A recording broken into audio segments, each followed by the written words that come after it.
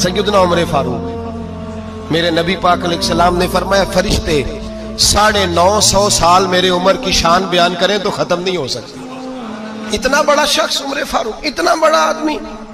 ایک دن اعلان کیا عمر فاروق نے، لوگوں مسجد میں آؤ، بات کرنی ہے، امیر المومنین کا پیغام ہے، سارے مسجد میں آ جائیں۔ کھچا کھچ مسجد نبوی صحابہ سے بھر گئی، اور ایسا جب اعلان ہوتا تھا تو صحابہ دوڑ کے آتے تھے، شاید کو جنگ ہے،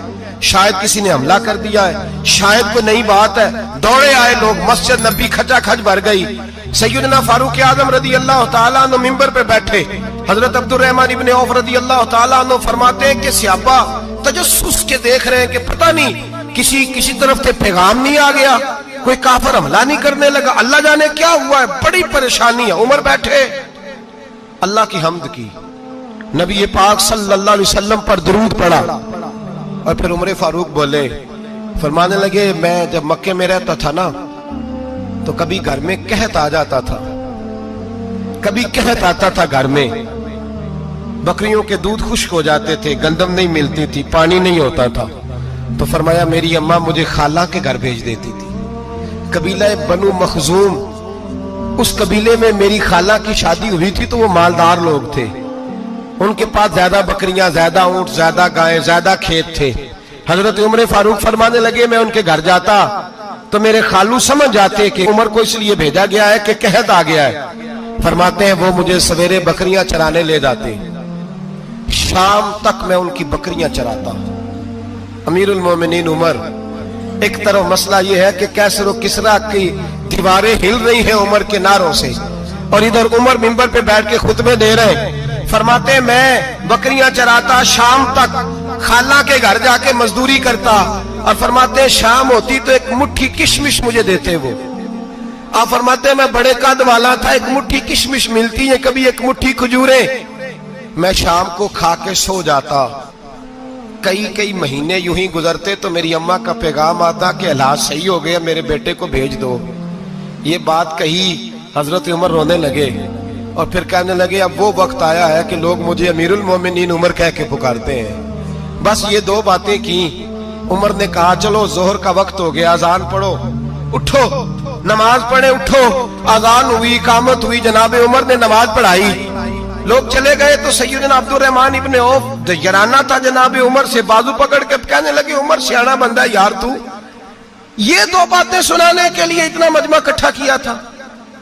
یہ دو باتیں کہنے کے لیے کہ میں خالہ کے گھر جا کے مزدوری کرتا تھا تو ایک مٹھی کشمش ملتی تھی، ایک مٹھی کھجوریں، یہ کہنے کے لیے کہ میں بکریاں چرایا کرتا تھا۔ تو حضرت عمر فاروق رضی اللہ تعالیٰ عنہ پھر روئے، پھر آنکھوں میں آنسو آئے، کہنے لگے عبد الرحمن آج نا مصر شام سے کچھ لوگ آئے تھے اور وہ بتا رہے تھے کہ عمر تیرا ڈنکا وہاں بھی بڑا بجتا ہے، وہ مجھے کہہ رہے تھے تیرے نام کے وہاں بھی بڑے دبدبے ہیں، بڑے تذکرے ہیں، تو میرا نفس مجھے کہہ رہا تھا عمر دیکھا تو یہاں بیٹھا ہے اور وہاں تیرے نام کا شور ہو رہا ہے، مجھے اس نے بڑا کیا ہے، تو میں نے آج مصطفیٰ کے سارے غلام کٹھے کر کے اپنی اوقات بتا دی ہے، میں نے اپنی اوقات بتائی ہے کہ میں کچھ نہیں،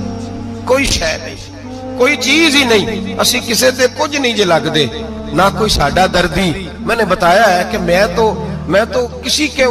بکریاں چرا کے ایک مٹھی کشمش لے کے گزارا کیا کرتا تھا، گزارا۔ مجھے میرے کچھ ساتھی نا لے گئے گجرانوالا سردیوں کے موسم میں، مجھے کہنے لگے سویٹر پسند کر لیں اپنی مرضی کا،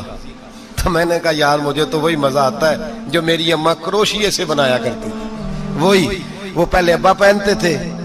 پھر وہی سویٹر بڑا بھائی پہنتا تھا، پھر ہمارے کھاتے میں آ گیا، اور پھر اس کی تعریفیں ہوتی تھی غربت چھپانے کے لیے، اس کی تعریفیں ہوتی تھی بڑی محنت سے بنا ہے جی، کیا بات ہے، بڑا گرم ہے، تو اب چھوٹے بھائی کو دے دیا جائے۔ ہم نے کہا وہی زمانہ دیکھا ہے، وہی رنگ دیکھا ہوا ہے، اور اس پر فخر ہے۔ اب تو لوگ جب کچھ ہو جاتا ہے نا، 2-4 لوگ جاننے لگتے ہیں تو لوگ فٹافٹ دعویٰ کر دیتے ہیں خاندانی رئیس اعظم ہوں، بڑی بات ہے، ایسی کوئی بات نہیں۔ جس کو اپنا آپ یاد رہتا ہے اسے خدا بھی یاد رہتا ہے، جسے اپنا آپ یاد رہتا ہے اسے رسول اللہ بھی یاد رہتے ہیں، جسے اپنا آپ یاد رہتا ہے اس کی نظر میں دوسرے لوگ بھی کچھ ہوتے ہیں۔ میں عمرے کے لیے، حج کے لیے جاتا رہتا ہوں، رب مجھے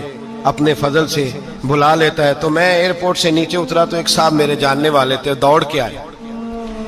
اور مجھے کہنے لگے کیا بات ہے, سنا ہے اس دفعہ آپ سعودی ایئر لائن سے آئے, سیدھا مدینہ شریف آئے, کیا بات ہے آپ کی؟ اور میں نے کہا صاحب چھوڑ دیں, میں بھی جب پہلی دفعہ آیا تھا تو میں بھی بڑا گور گور کے ایئرپورٹ دیکھتا تھا, میں نے کبھی دیکھا جو نہیں تھا, میں بڑا گور گور کے دیکھتا تھا, کوئی ایسی بات نہیں ہے, یہ نظام قدرت ہے, بادشاہ کے فیصلے ہیں, وہ جب چاہتا ہے جس طرح کے چاہتا ہے فیصلے فرما لیتا ہے, تو یہ اس کے فیصلوں کی بات ہے. ہم لوگ نا جس حیثیت پہ ہوتے ہیں وہیں رہ جاتے ہیں, پچھلی بات بھول جاتے ہیں, اس لیے ہم چاہتے ہیں جو بھی ہمیں ملے جھک کے ملے, جو بھی آئے, اور یہ میرا آپ کا سب کا مشترکہ معاملہ ہے. میرے نبی پاک صلی اللہ تعالی علیہ وسلم نے صحابہ سے پوچھا تمہیں بتاؤں جنت کے بادشاہ کون ہوں گے؟ جنت کے عام لوگ نہیں, جنت کے, بولیے گا ذرا, جنت کے اللہ بادشاہ.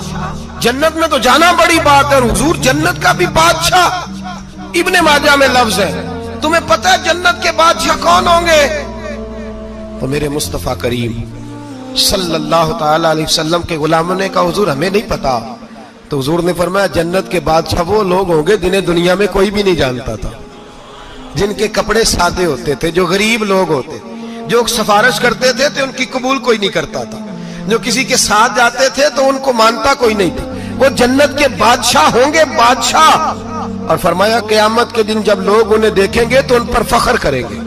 رشک کریں گے, کہیں گے کیا بات ہے تمہاری, یہاں تو شوق ہی بڑا ہے. غریبوں نے بھی پوسٹر بنائے ہوئے ہیں, ڈاکوؤں, لٹیروں, چوروں کی تصویروں کے ساتھ لگوائے ہوئے, اپنے آپ کو بڑا کرنے کے لیے. آج اختیار کریں, آج اختیار کریں, اپنے آپ کو مٹانے کی کوشش کریں. رب کریم کے بندے آگے بڑھ بڑھ کے اپنا آپ دکھاتے نہیں, بڑا شوق ہے, پہلے فوٹو کھچا لو, باقی باتیں بعد میں ہوں گی, پہلے ویڈیو بنا لو, باقی کچھ اور بعد میں ہوگا. پہلے اب تو پرسوں ترسوں مجھے ایک مولانا کہنے لگے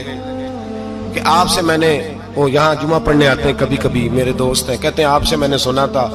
کہ اگر کوئی اس نبی پاک کا فرمان ہے, اگر کوئی نذرانہ دے تو اس کو لے لو, اگر کوئی تحفہ دے تو اس کو,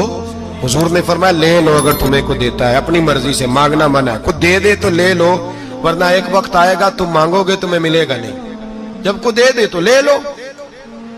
کہنے لگے آپ نے کہا تھا کو دے دے, تو اس وقت سے میں کوئی سوٹ دیتا ہے مجھے میری مسجد کا نمازی تو میں لے لیتا ہوں, کوئی مجھے کوئی اور شے دیتا ہے تو میں آپ سے سن کے,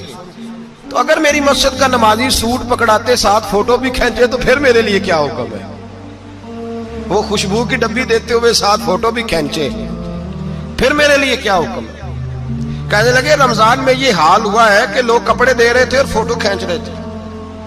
کیا چکر ہے, کہاں چلے گیا. غریب آدمی کی عزت نفس کو کچل ڈالا پکڑ کے, ایک جوڑا سال کے بعد امام کو دیا, اس کی بھی تصویر کھینچ کے فیس بک پہ دے ڈالی. یہ ہماری آج